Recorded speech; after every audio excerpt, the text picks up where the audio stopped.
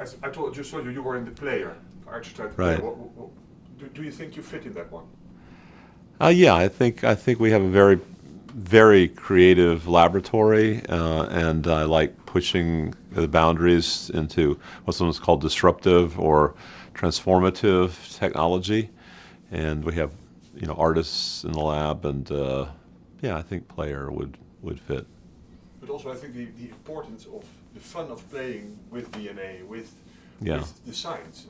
In that right, sense, I mean it also. right. Yeah, I mean, we don't take ourselves too seriously. We try to do experiments that are both important for something societal, but they're also very playful and illustrate an interesting way of looking at things. It usually makes people smile and surprised. Yeah. And how come? Why is that, you think? Why do we do that? No, Why do they is it? smile? Yeah. Well, some of them are funny, like making 70 billion copies of my book. That's more than all the most purchased books in history, and it's kind of a funny idea. And the idea that the DNA could last for 700,000 years or maybe 1,000,000 years is fun. And making a woolly mammoth is for you can have a serious reason like the survival of the Asian elephant, but it's also it just makes you smile to think that an old animal that's extinct comes back. That's one of the projects. Yes, that right. we're working on. Eh? Yes. Uh-huh. Yeah. And in what way is the personal genome project is part of your work? What can you explain? Right. On that? Yeah. So in a way, that's very serious. In that, when we started it 10 years ago, there were all these really scary and crazy rules that didn't really make sense. Like that your DNA your information, medical information, would never escape from the lab, even though there are multiple examples like WikiLeaks and so forth. And then once it escaped, it would never be re-identified, even though it was a very rich data set, and we know we can re-identify. That if we learned something about you, that could save your life, we couldn't tell you because we couldn't give data back to you. Just all sorts of crazy things like this. And so we wanted to, again, be a little more playful and say, well, what if we did just the opposite of all of those things? If they sound a little crazy, let's do the opposite. Maybe it'll be either playful or super sane. So it's the only project in the world now for 10 years where you can actually have free access to human biology, genomes, environments, and traits. It's kind of like Wikipedia for human beings. So it's revolutionary and playful. And can you explain what it exactly is? It's a collection of big data of each individual person. So it's not big because there are a lot of people. It's big for each person, and it's the way we think that medicine will be practiced in the future. But we collect medical records, a whole variety of measurements that we do every year on DNA Day, where the people come back every year and get an update. Sometimes all sorts of new tests, and then genomic the genomic sequence and a number of other omics, microbiomics and viral sequences, the things that in your environment that can greatly influence your health. So we get this big collection, and then we make it publicly available so that anybody in the world can help analyze and interpret and understand your genome. Everybody's genome that's in the project. And what would that mean for the future if that database is getting bigger and better? Yeah. So it's not intended to be a production project so much as an inspirational one where we show people said, oh, you can't do this. It's impossible. And we showed, well, it's actually not so hard to do it. And so now it changes the conversation. And so many of the things that we thought were crazy, now people agree that maybe we should be sharing data back with the individual, getting them properly educated up front, admitting that we can't keep the data from getting out in any project anywhere in the world. In fact, even medical records in a hospital, which have nothing to do with research, are extremely valuable now. They're 20 times the value of your credit card on the black market. So many of these things that we were talking about 10 years ago are now accepted. So that was the main thing we were going for. But what will happen is once it's widely accepted, we may eventually have 7 billion people's genomes and medical records available, and then you can find all kinds of correlations and what causes diseases and cures. And then you can almost personalize the medication and the solution and the. Is that correct? Yeah, not only personalized based on your DNA, but personalized based on your environment as well. And most importantly, I think, is prevention. So an awful lot of medicine is you wait until it's kind of too late, where you've already got you got damage to your body, or you've got cancer. And even if you try to catch cancer very, very early, it's really already too late because it's got its mechanism revved up to make more mutations. Mm-hmm. And when you look at so basically, when you would explain what you are doing to somebody that doesn't know it, could you explain it? Sure. Our lab develops radical technologies for reading and writing DNA. The same way you read and write a book, we can do that with DNA, and we've brought the price down by about over 1 million-fold. And the consequence when you look back the last 10 years and when you look further in the coming 10 years, what do you foresee in the near future or in 10 years how it will look like? Yeah. Well, we don't know if we can sustain this incredible exponential speed where it gets faster and faster every year, but if we can, in 10 years, it will be unrecognizable in terms of the technologies we can do.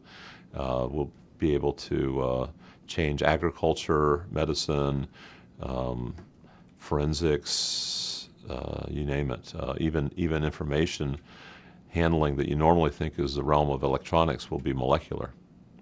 Even that, okay. Yeah. Yeah. Mm-hmm. And in what sense? I understand CRISP. What is CRISP first? CRISPR. Yeah. CRISPR.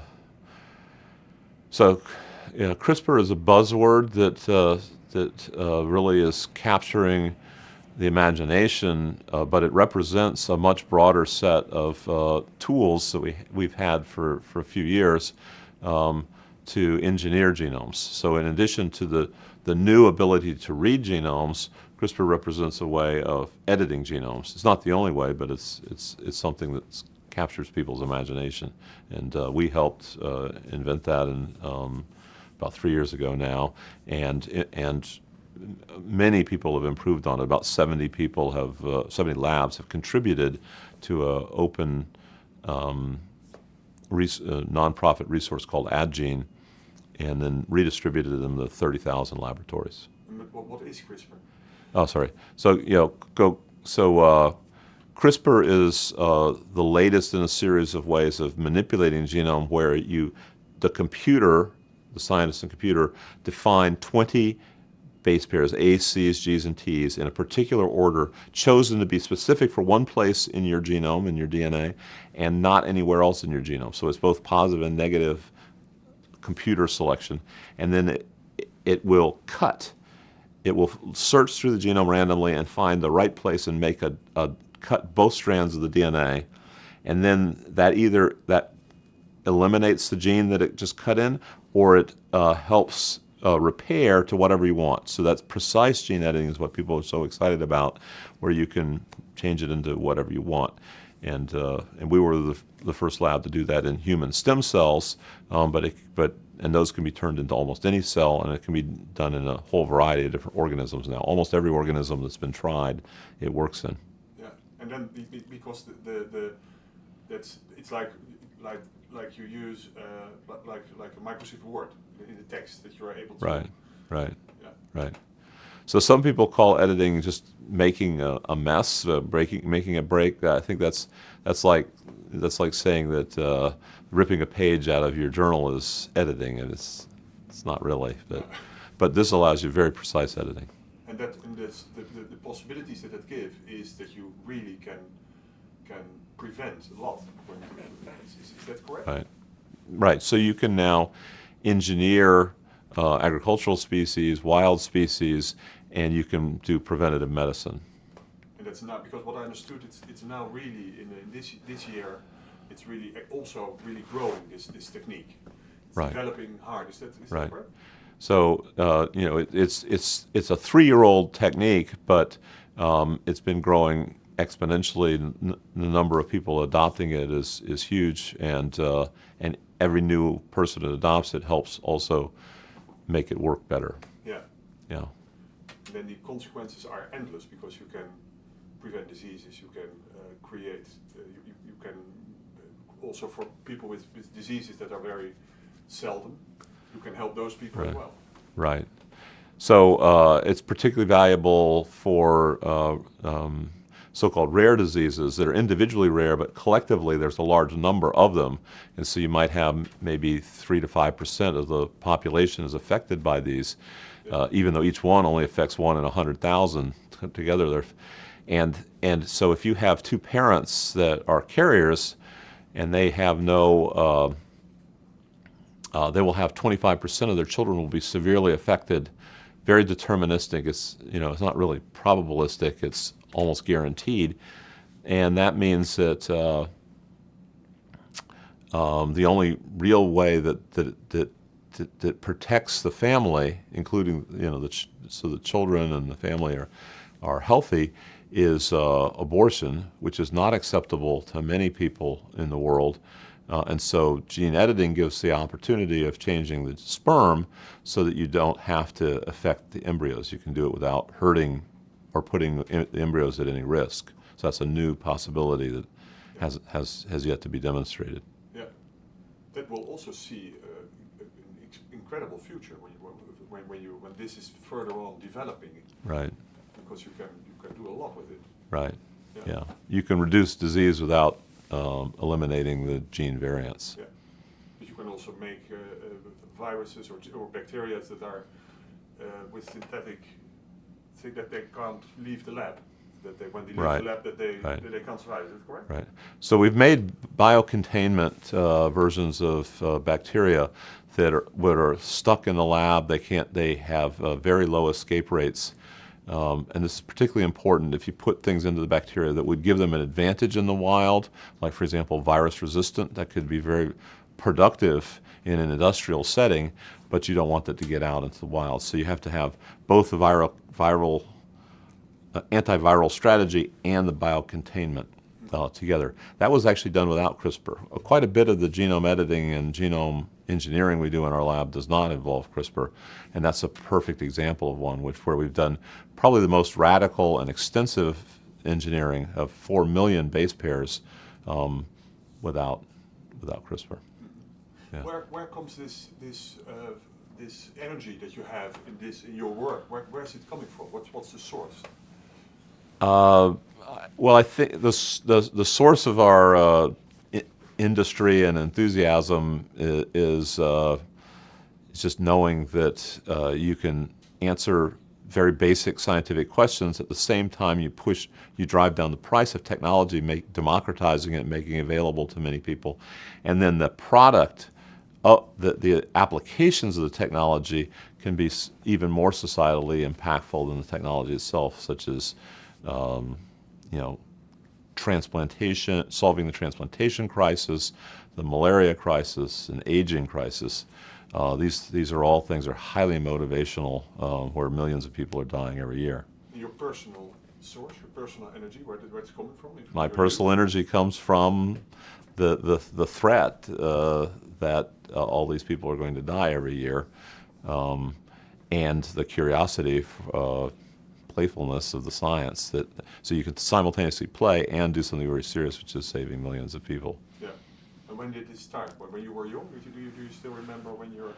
Yeah, I remember when I was a boy in Florida, living on the water, in the mud. I would play in the mud, and I would pull the creatures out of the mud and wonder how they worked.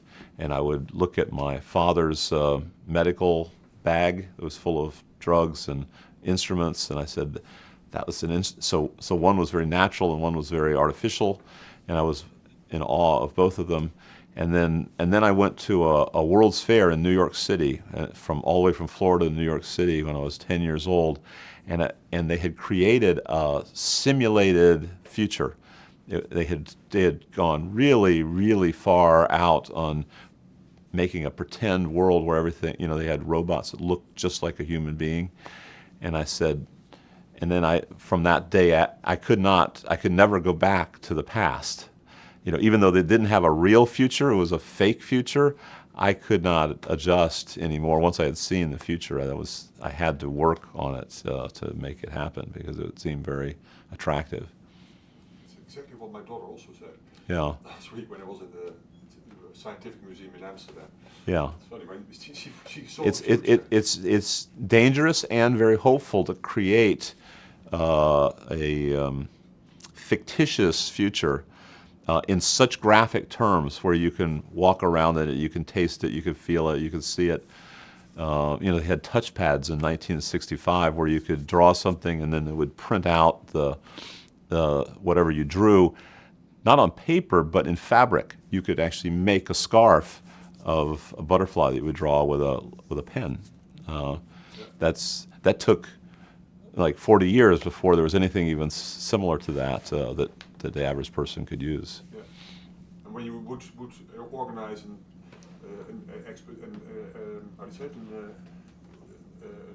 a museum or a fair where you would show the future of us in 40 years, right. Now, what would I see?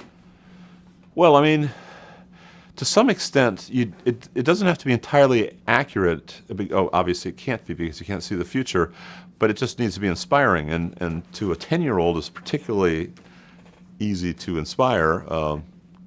So you might see space colonies, I think, with humans that are adapted to space. Right now our biology is particularly, it was not designed for space travel in terms of radiation resistance and the bone loss that happens at low gravity. So there might be some of that. There might be, either conquering our microbiome, completely eliminating it, or getting to the point where we're resistant to everything. And so we didn't eliminate it. We just got better at vaccination or something like that. So that you can now go back to doing surgery without hygiene. You just don't even clean your hands, And I think there are many things like this that would seem like science fiction, but if you create it in a realistic enough fictional universe, kids especially will dream about it and make it happen. And was there already coming information out that you didn't expect as your own data? Well, I expect everything, so I'm not. It's fun. I wouldn't say there's anything gigantically on it. Well, my family was very concerned because my father had died of senile dementia, and they were worried that I had some risk factors. And so far, it looks like I have the opposite. I have no risk factors. So maybe that's surprising. Maybe it's false assurance. It's good to have you now working in the lab of the future, because somehow this lab feels like you're on the frontiers of knowledge. Do I see that right? It certainly feels that way to me. Every day, somebody walks in and gives me something that shocks me, and it's not easy to shock me. But it's very common that they'll come up with something that really changes the way we approach biological research. Yeah. So could you give us an example what kind of shocks? Well, for example, getting nanopore sequencing. It's a way of, you have a handheld device that is capable of sequencing DNA, uh, engineering mosquitoes so that they can spread really good genes through the environment that would make them resistant to malaria parasite. Every little breakthrough in each of those two projects is remarkable. Yeah. Yeah. And what do you think of the criticism that you also hear, of course, that it's not secure and that you can create also the other side with it? Yeah. What do you think of that? How do you see that? I'm one of the biggest critics of it. I try to raise consciousness and make people concerned, because if you're not concerned, things can be unintended consequences. If you are concerned, it helps you plan for alternatives, and but in particular, I suggested over the last 11 years, 12 years, that that we should have a surveillance mechanism in place where anybody that participates in these powerful technologies and all the ordering that they do of supplies should be monitored by the companies and ideally by the governments as well. Why? That's, you wouldn't want surveillance on your everyday activities, but if you're dealing with synthetic DNA, that's not everyday activity, and there's nobody forcing you to work on synthetic DNA. But if you choose to work on synthetic DNA, then you need to be under surveillance because we're in a time where we don't know how powerful it is, and so it's better just to have everything under surveillance. And in particular, what I proposed was looking for people synthesizing things that are extremely hazardous, things like smallpox and polio and anthrax toxin and things like that. Yeah. Because there's no reason they should only be ordering that if they have permission from the government to order it, Yeah. and a very good reason. Because that's all possible. Oh, it's very easy. Yeah. And so you not only have to monitor how they order it as DNA, but you need to monitor the machines and the chemicals that they could use to do it themselves. But if you monitor everything, then it greatly reduces the probability they could do it themselves. Yeah, but that's also the other side of CRISPR, that you're able to on a not very simple way, but you can do, in a way, you can do anything. Yeah, CRISPR has a lot of power, but it's probably not the most dangerous. I mean, I'm not trying to reassure people. I'm just saying, if you're going to worry about the right thing, which is worry about ordinary pathogens that you can find, in all over the world, because those are much more powerful than anything you can do with CRISPR today. CRISPR and all of our amazing technology for reading and writing DNA is now, you can use it for better surveillance. I mean, if it's 1 million times cheaper, you can have a distributed network of surveillance. You can make faster and better vaccines that are very responsive to emerging threats, whether they're natural or unnatural, and so forth. I think that the revolution in reading and writing DNA is much more easily used for protection and prevention than it is for misuse. For misuse, you just go out and get somebody who's got some serious disease and weaponize them with ordinary methods, not modern molecular biology. And so in the way, by making it cheap and then by making it possible for millions of people, it's like the internet in a way. Is it correct? It's like you see that the data on the internet is like it exploded, and then it doesn't mean. Well, the slight difference between this and the internet, I think, is we have the opportunity of having higher security and safety. I mean, I think in the internet early days that it wasn't a top priority, but I think, and you ended up with kind of a culture that includes hackers and computer viruses and credit card or just identity theft and stalking and so forth. And I think if you had the equivalent thing in biology, it would be much more serious. So if you have a computer virus, that might cause billions of dollars of damage, But a real virus could cause billions of dollars damage and millions of lives. So I think we need to create a culture of surveillance and good deeds, and you know. Yeah. And that's happening now. What you're saying. Yes, it is. Yeah. But we need to keep raising consciousness and keep that motivation going. Yeah. Yeah. So it's good to stay critical, also. Yes. Yeah. Right. Yeah. And when you look at the future of what Huxley once said, that the universe is getting conscious by himself.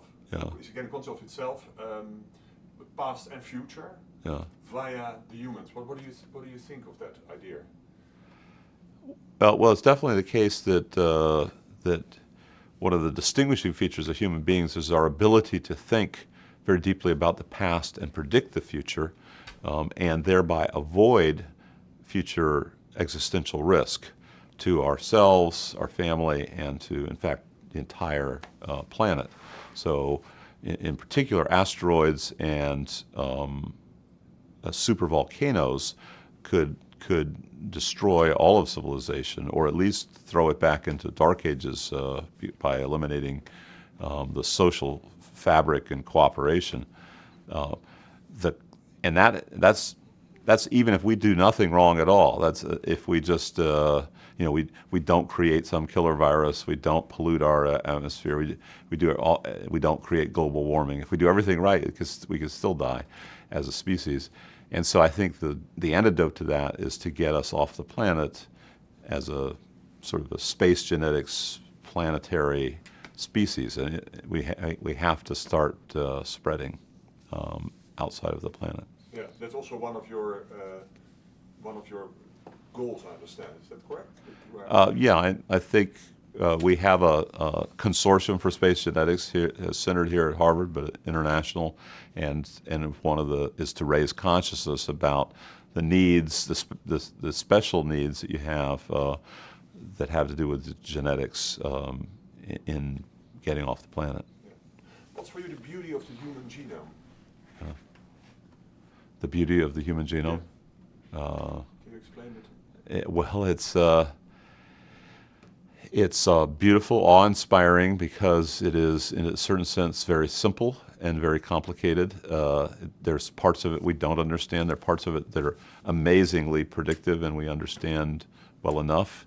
It's beautiful, and it's a simple set of 4 letters, G, A, T, and C. And so, in a way, you can once you get a little education, you can read it just by looking at it. It didn't have to be that simple. Everybody talks about how complicated it is, but really, once you have a little bit of training, it's amazing how much you can get out of human and other genomes. It's a beautiful structure. It's very elegant in the 2 strands and the way it replicates by separating.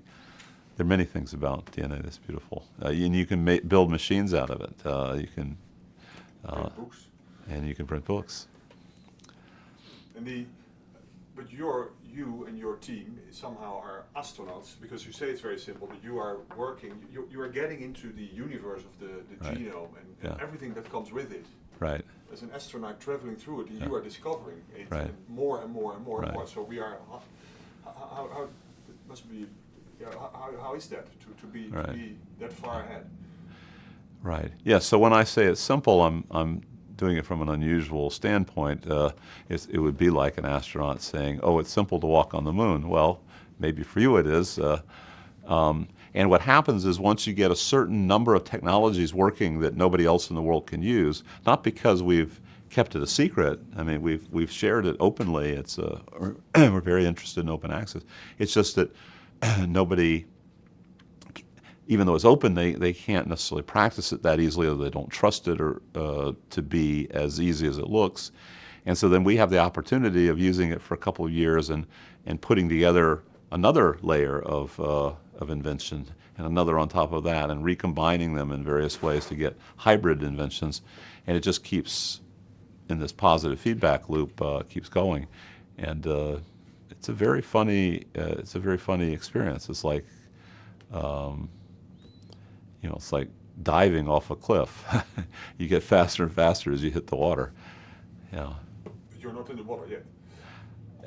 Yeah, there may not be any water. It may just be free fall. Yeah. Yeah.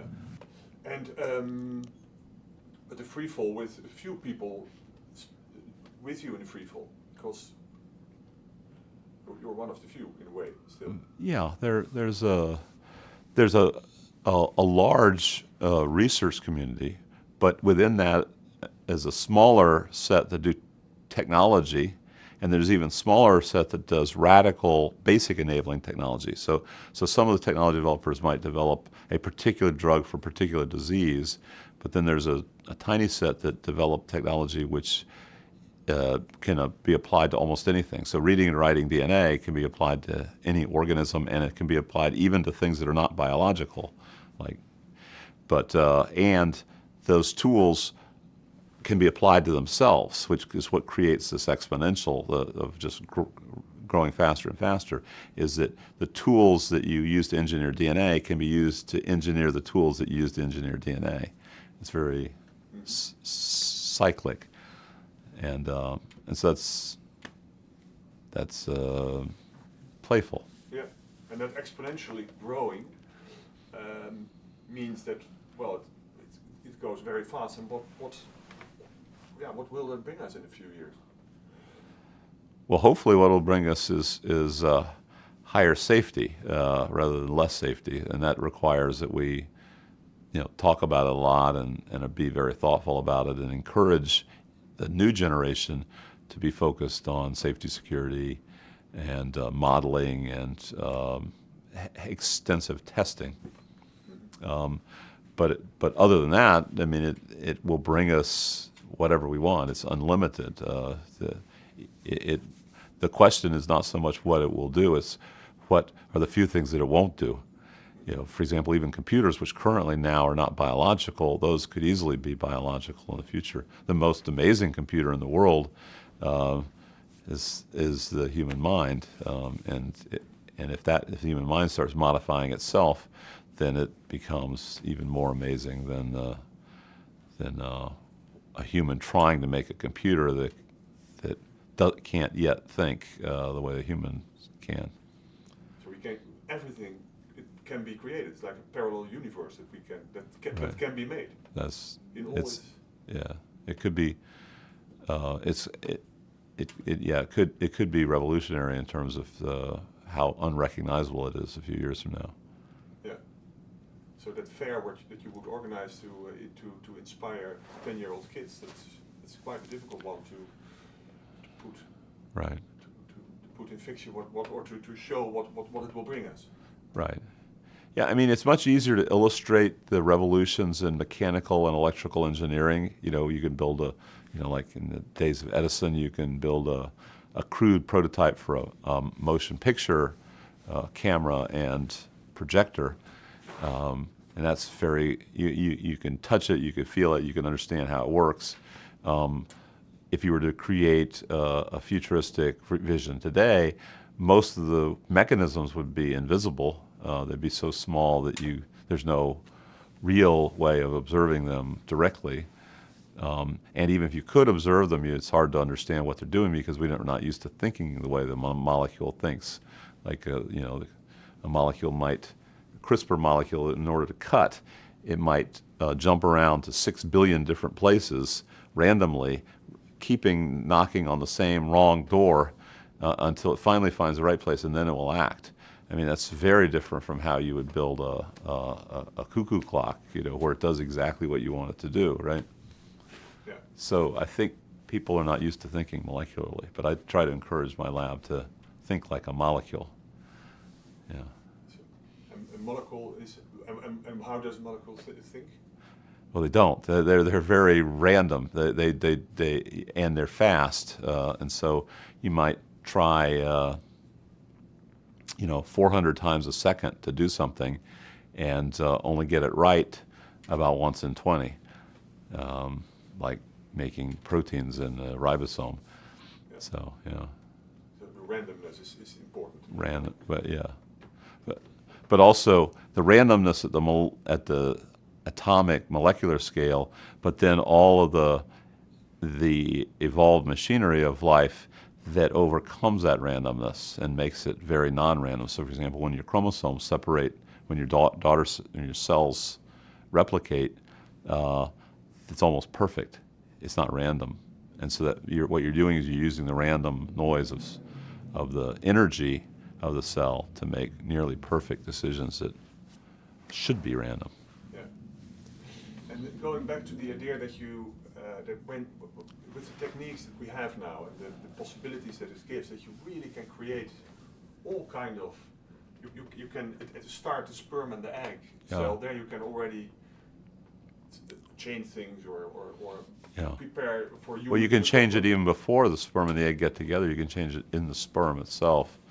Yeah, but that can create like a human dot 2.0. You can create a new.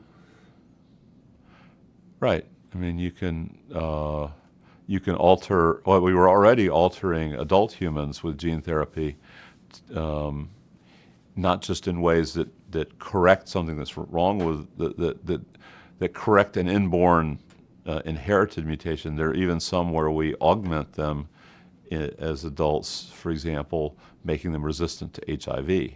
I mean, it still is medicine because they might be at risk or already have AIDS, but the way you do it is not by a chemical that kills the AIDS virus. It's via it's like changing the human body so that it no longer has the receptor for the HIV virus particles. Incredible. Yeah. It's like it's like being not God is a wrong word, but that you are able to really that we are now in the phase and that you are in the middle of this scientific revolution. Yep. That must be incredible. Wow. I mean, it's like right. It's not hard to stay motivated when you have a lot of people in the lab that are enjoying themselves and making revolutionary breakthroughs on a regular basis.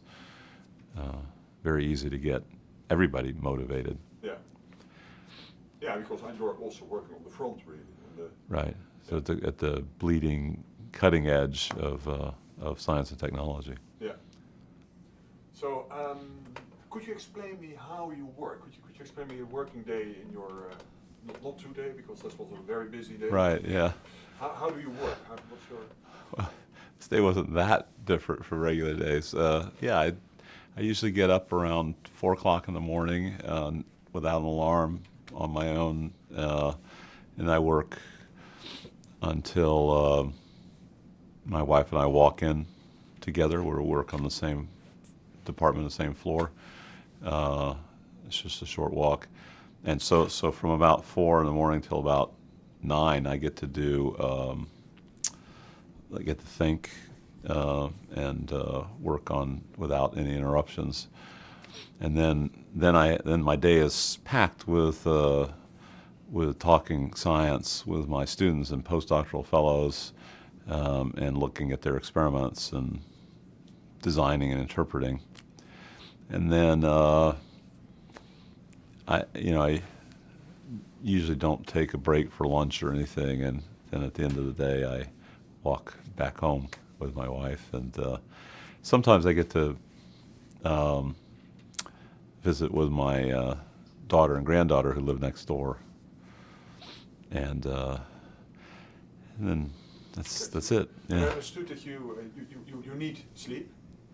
Yes. Yeah. But that you dream your experiments already, or you dream your experience, and can you elaborate on that? Well, I'm narcoleptic. I have some kind of genetic problem that makes me fall asleep all the time during the day, even though I get a totally normal night's sleep with, it's dark, it's quiet.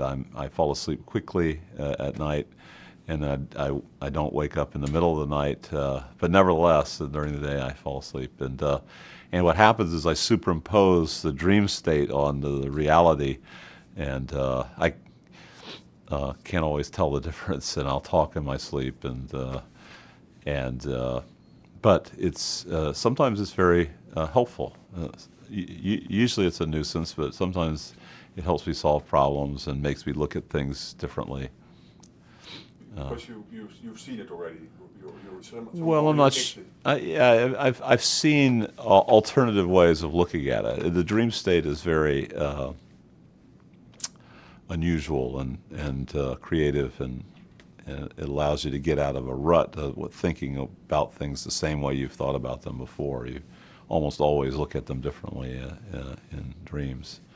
Do you write them then afterwards? Are you writing them? No. It's just sometimes I'll have a difficult. Sometimes if I have a really difficult problem, I'll just shut down, and then when I wake up, I have the answer. It's not. I don't have to write it down.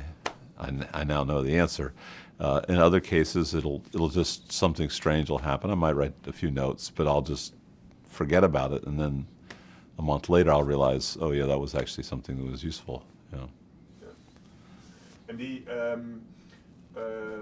when you look in the scientific field, what do you expect how your work of field will develop itself?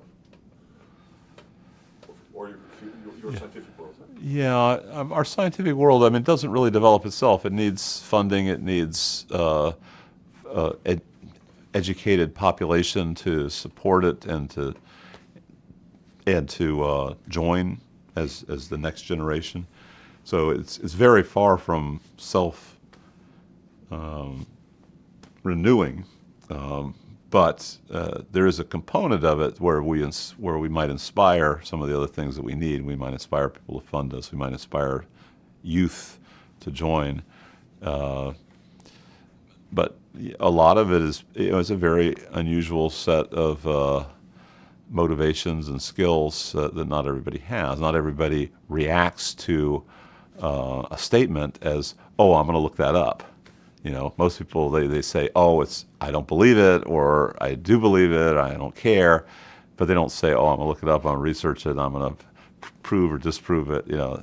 But that's that's the natural response that we have. And even if you look it up and you see evidence for it in the online or in the literature, you say, no, I still need to check it, I need to do a controlled double-blind study to make sure that it's really, there wasn't any researcher bias, that sort of thing. So the scientists are a very unusual breed in that sense. It really, some of them don't even, they don't need reminders that this is really, it's deep in their body and their soul as to how they think about the world, with deep curiosity, playfulness, but this rigor of inquiry. And were you surprised that the techniques that in a way are easy, as you said, DNA research, right, understanding, that it wasn't broadly picked up then, that everybody was using, because in a way it was accessible for everyone to use, other scientists? What were you surprised by that? Well, most of the technologies are not usable until a technologist makes them usable. I mean, they may be derived from nature. I mean, in fact, they may be very sophisticated machines, So, for example, DNA polymerase, ribosome, CRISPR, these are all very, very, very complicated machines. It would be very hard to make from scratch, from first principles on a drawing board and then manufacturing it. You can make, once you see them, you can make variations on them, but making the first one without a hint would be very hard. But then the technologist is needed to change that from a natural form into something that's useful, and then to improve it until finally it's usable by non-technologists. And the usual reason they don't pick it up is because the technologist either hasn't really made it work. I mean, it sort of kind of works well enough to publish, but not well enough for someone else to use. Or it works, but it's not very well documented, not very user-friendly. So you kind of like, you can have a computer that works but doesn't have any graphics, doesn't have any real way of the ordinary person could interface with it. So it's not totally surprising that when people don't pick up a technology. What's more surprising is when you don't even have to give it a nudge. So like CRISPR, you just basically publish a paper and put some plasmids in Adgene, and suddenly everybody gets it to work. Yeah. That's the more unusual situation.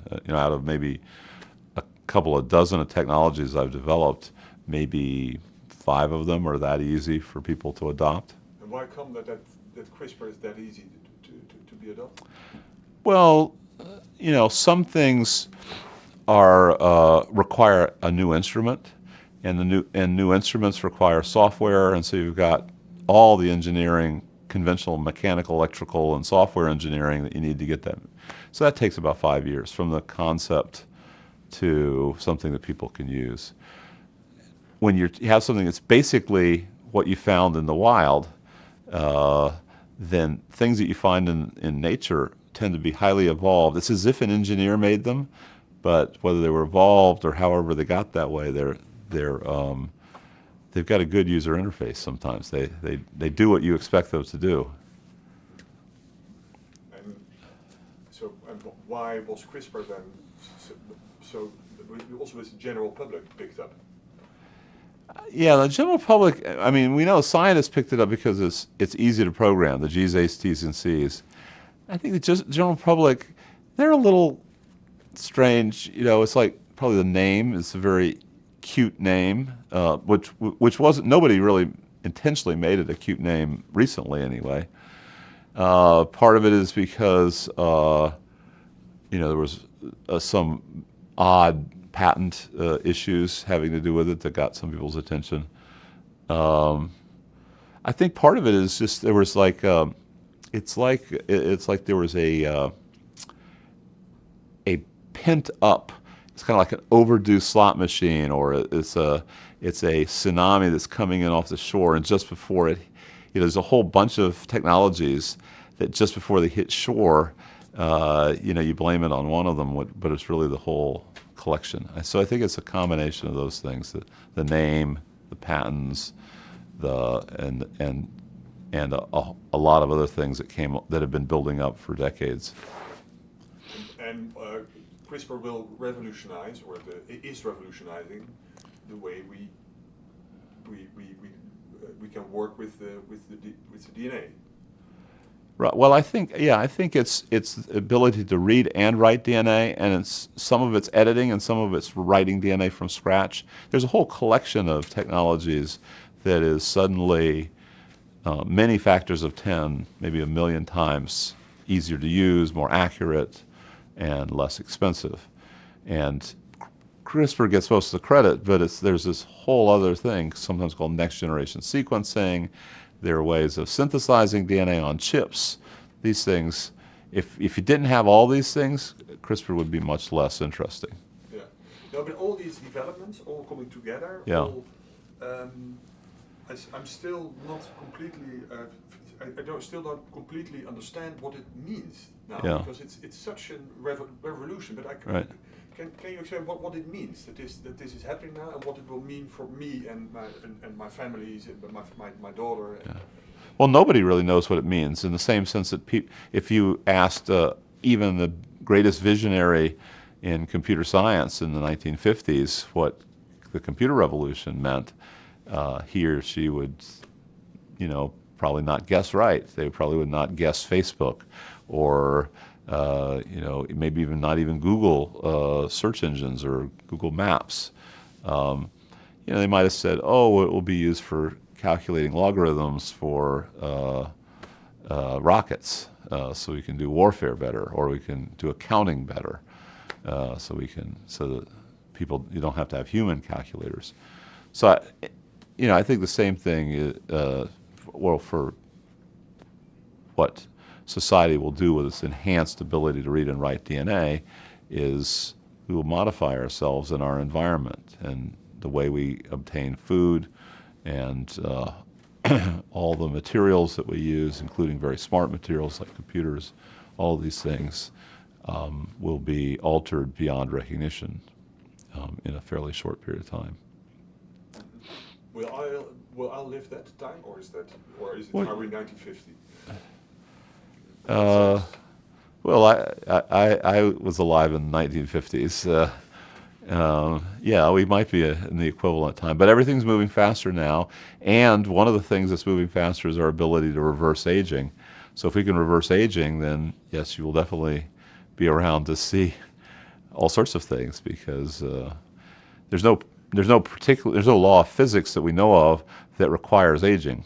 We know that there's a continuity of life that goes back 3 billion years.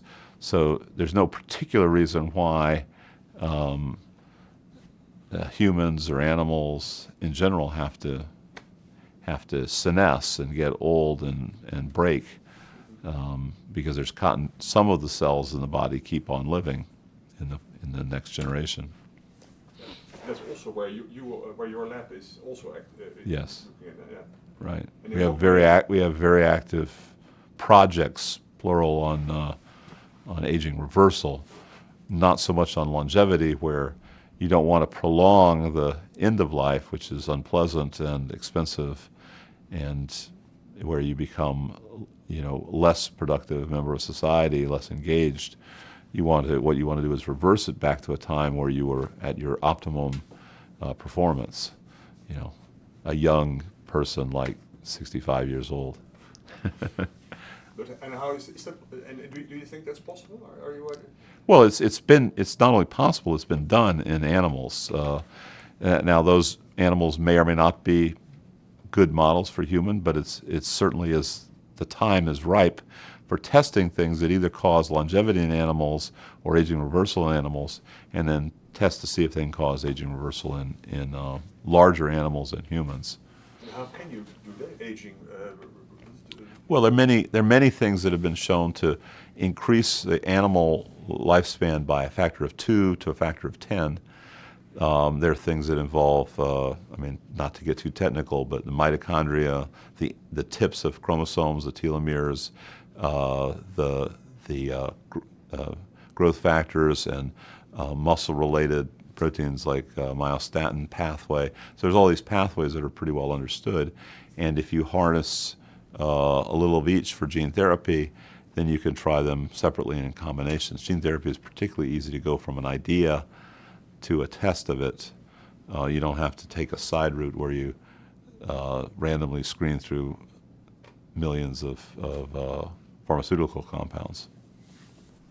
We were talking about reverse aging, Right. the fact that you were able to. How far are we in that? You have gene therapy, of course.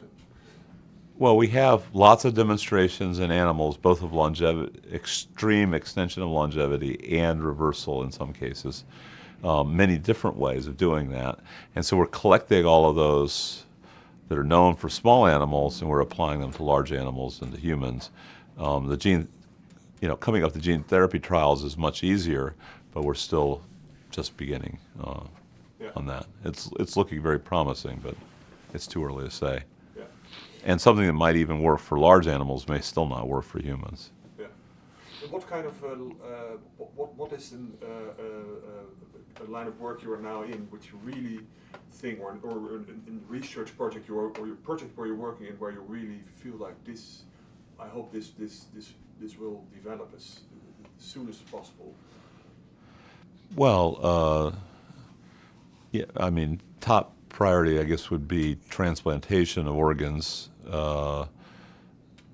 malaria for developing countries, and aging reversal for industrialized nations, and preventative medicine in general as a strategy. And then right behind all of those, once those are all working, we improve our basic human condition, then space genetics. Yeah, one second. Print it. Allowed to close the door? What? Sorry. Oh. Sorry. Can we do that one? Sure. Again? Yeah. So when you look on the projects, where you? Yeah. So the projects that I find most compelling and exciting in terms of applications are transplantation of organs. There's a gigantic need for that. gene drives to eliminate malaria, and then for developing nations, and then aging reversal for industrialized nations, where most of the morbidity and mortality is due to diseases of aging. You want to get at the core of that. And then once you have all of those things, which are drains on our economy, if you can solve all of those, then you can reduce, you have more money available for things like space, where we really need to get off the planet to avoid supervolcanoes and asteroids. And that has a genetic component as well. Yeah. In what way? What's the genetic component? Well, we have